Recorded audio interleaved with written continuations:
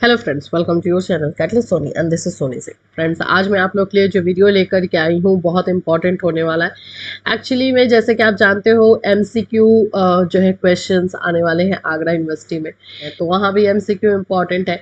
हर जगह पे देखा जाए तो ऑब्जेक्टिव क्वेश्चंस काफ़ी इंपॉर्टेंट है। तो हमें ये देखना होगा कि एमसीक्यू हम अब ऐसा नहीं है कि हम 3000 से 4000 एमसीक्यू 5000 कर दें और वो आ ही जाए।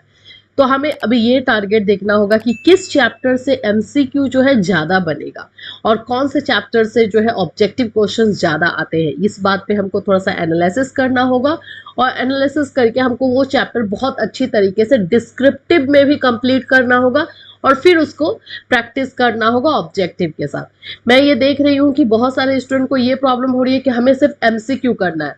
देखिए, मैं आप लोगों को बहुत बार बता चुकी हूँ, सिर्फ एमसीक्यू चाहे आप 5000 10,000 एमसीक्यू क्वेश्चंस भी कर लें तो भी एग्जाम में जाकर हो सकता है कि आपको क्वेश्चन जो आपने किया है उसमें ही कंफ्यूज हो जाए, वो एग्जैक्टली वो सेंटेंस में क्वेश्चन ना आए, थोड़ा सा ट्विस्टेड आ जाए।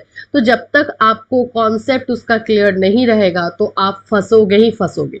इसीलिए कुछ ऐसे चैप्टर्स होते ही हैं, चाइल्डहुड में हो, लर्निंग में हो या कंटेम्प्रेरी में हो, जिसको हमें कॉन्सेप्ट वाइज क्लियर करना होगा, क्योंकि उन चैप्टर से क्वेश्चन ट्विस्टेड आते हैं, घुमा फिरा करके आ सकते हैं।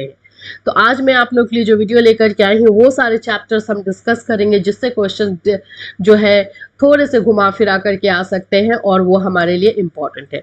तो चलिए स्टार्ट करते हैं आज के वीडियो को। उससे पहले फ्रेंड्स, अगर आप चैनल पर नए हैं तो चैनल को सब्सक्राइब कर लीजिए, बेल आइकन क्लिक कर दीजिए। पहला जो अगर मैं बोलूँगी कि चाइल्डहुड एंड ग्रोइंग अप में आपको जो चैप्टर करना है वो करना है वृद्धि और विकास। मैं हमेशा अपने सारे स्टूडेंट्स को जो है, जो पेड के स्टूडेंट है या 4 बजे की क्लास जो मैं लेती हूँ, मैं हमेशा बोलती हूँ चाइल्डहुड एंड ग्रोइंग अप में वृद्धि एंड विकास बहुत ही इंपॉर्टेंट चैप्टर है, चाहे वो डिस्क्रिप्टिव के लिए हो, ऑब्जेक्टिव के लिए हो।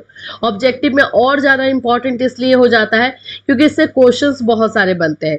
अब इसी वृद्धि एंड विकास में क्या आपका हेरिडिटी भी आ जाएगा, इन्वायरमेंट भी आ जाएगा, वंशानुगत और पर्यावरण जो बोलते हैं। तो इससे क्वेश्चन बहुत ज़्यादा आते हैं। अगर मैं बोलूँ कि कितने परसेंट क्वेश्चन आते हैं तो मैं इसको आपको जो है बता सकती हूँ कि आपका जो है 20%। मैं इसको अगर मुझे मार्किंग करना हो तो मैं बोलूँगी 20% जो है इससे क्वेश्चंस आते हैं। कितने आते हैं? 20%। तो इसको आपको जो है उस तरह से करना है ताकि आपको ज़्यादा इसमें प्रॉब्लम ना हो और आप अच्छे तरीके से इसको करें और मार्क्स लेकर आए। ठीक है, तो ये आपका हो गया 20% इससे आएगा। इसके बाद आपका आता है मानव विकास की अवस्थाएं, जिसको हम बोलते हैं स्टेजेस ऑफ डेवलपमेंट। इसको हम क्या बोलते हैं? Stages of development. ये भी बहुत इंपॉर्टेंट है। एक्चुअली में देखा जाए तो हम जो चाइल्डहुड एंड ग्रोइंग अप है उसमें हम लोग विकास की अवस्था ही पढ़ते हैं कि उसमें कौन कौन सी अवस्थाओं से जो है हम गुजरते हैं हम एज अ ह्यूमन बींग। तो हम यही चीज़ें जो है पढ़ते ही हैं। तो इसको हमें करना है। इसमें आपका शैशवावस्था, आपका बाल्यावस्था, किशोरावस्था, ये सभी आएगा और इसमें क्या क्या चेंजेस आते हैं वो।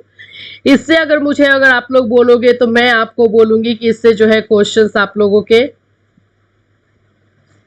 मेरे अकॉर्डिंग 25% क्वेश्चन जो है इसके से बनता है। इसको आपको अच्छे से करना है। 25% क्वेश्चन कम नहीं होता है। अब आइए शैशवावस्था में जैसे कि जो स्टेजेस थे, जैसे हमने 3 स्टेजेस बताया ना, मानव विकास की अवस्था में 3 स्टेजेस है। उसमें आपको ईयर याद कर लेना कि शैशवावस्था का जो है ईयर क्या होता है, बाल्यावस्था का क्या होता है, किशोरावस्था का क्या होता है। तीसरा जो पॉइंट है कि उस शैशवावस्था में बच्चों का शारीरिक, मानसिक, संवेगात्मक और सामाजिक विकास कैसे होता है। जो उनका विकास होता है वो किस प्रकार का होता है। ये 4 पार्ट आपको करना होता है, physical, mental, emotional and social.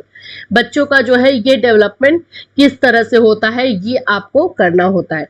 इससे अगर मैं बोलूँगी तो ज़्यादा शैशवावस्था से ज़्यादा क्वेश्चन नहीं रहेगा, लेकिन हाँ बोल सकते हैं 5% जो है इससे मैं आपको ज़्यादा तो नहीं दूंगी, लेकिन यस 5% जो है इससे क्वेश्चन बन सकता है। कितना बनेगा? 5%। ठीक है, फिर इसी तरह से बाल्यावस्था से थोड़ा क्वेश्चन ज़्यादा बनता है। इससे हम रख सकते हैं कि बाल्यावस्था से जो है आपका 10% क्वेश्चन बन सकता है। बाल्यावस्था से आपका 10% क्वेश्चन जो है आ सकता है, ऑब्जेक्टिव हो या सब्जेक्टिव हो, आपका ये इतने परसेंट जो है क्वेश्चन इससे आएंगे। किशोरावस्था से बोले तो इससे, हाँ, अगर स्टेजेस की हम बात करें तो सभी स्टेजेस में सबसे ज्यादा क्वेश्चन जो है किशोरावस्था से आता है, तो इसको भी अगर मुझे देना हो तो मैं इसको 20% दूंगी, किससे क्वेश्चन जो है 20% रहता है। ठीक है, तो यहां तक अगर आप देखेंगे तो आपने 20, 25, 45, 50, 60, 80% तक जो है आप कवर कर लेते हैं इन सभी से। अब उसके बाद जो 20% होता है वो आपके थ्योरी से आएगा, जिसमें जितने भी थ्योरी में कोई फिक्स नहीं हो सकता। हाँ, जीन पियाजे का एक रहता है फिक्स जो आपको अच्छे से करना है, अदरवाइज वो और से भी आ सकता है। फिर उसके बाद से जो आपका अलग अलग हर एक यूनिवर्सिटी के अकॉर्डिंग जो अलग अलग रहता है उससे 20% आता है। तो मेरा कहना यह है कि जब हमें ये पता है कि इतने ये जो 5 हमारे चैप्टर्स हैं, 5 हमारे जो ये टॉपिक है, इससे क्वेश्चन हमें इतने आने हैं, तो हम क्यों ना इसको अच्छे से करें। मैंने आगरा यूनिवर्सिटी का जो पेड क्लास भी करवाया, उसमें मैंने चाइल्डहुड एंड ग्रोइंग अप का ये सारे क्वेश्चन जो है डिस्क्रिप्टिव पहले से करवाया था, कि चाइल्डहुड तो पहले से एमसीक्यू होना था, पता था, तो इतना हमने डिस्क्रिप्टिव किया है, एंड रेस्ट ऑफ जो है हम एमसीक्यू लेकर चलते हैं। तो ये मैं 100% बोल सकती हूँ कि ये 5 चैप्टर से आपके इतने क्वेश्चन, इतने परसेंट 70 to 80% क्वेश्चन 100% आते हैं, और बाकी सारे ये 20% आपके गर्भावस्था से आ सकता है, विकास के प्रभावी कारक से आएगा, ब्रूनर की थ्योरी से आ सकता है, पियाजे की थ्योरी से आ सकता है, कोलवर्क की थ्योरी से आ सकता है, इस तरह से। सो आई होप फ्रेंड्स कि मैं आज जो आपको समझाना चाहती थी कि कौन कौन से चैप्टर्स आपके चाइल्डहुड एंड ग्रोइंग अप में एमसीक्यू के लिए बहुत इंपॉर्टेंट है, आप समझ चुके होंगे, और ये सारे क्वेश्चंस आप करेंगे, ये चैप्टर्स आप अच्छे से करेंगे, जिससे कि आपको एग्जामिनेशन में प्रॉब्लम नहीं होगी। इससे रिलेटेड कोई क्वेश्चन या क्वेरी है तो आप हमें कमेंट कर सकते हैं या इंस्टाग्राम पे फॉलो करके मैसेज कर सकते हैं। फिर मिलूंगी, chill then, have a nice day.